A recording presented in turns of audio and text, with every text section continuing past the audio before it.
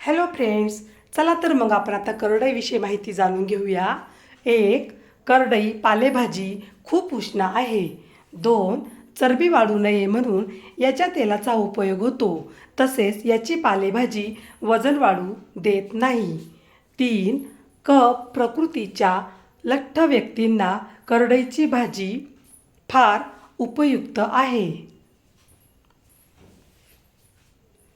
4. या पालेभाज्यांच्या रसाने एक वेळ लघवी साफ होते मात्र.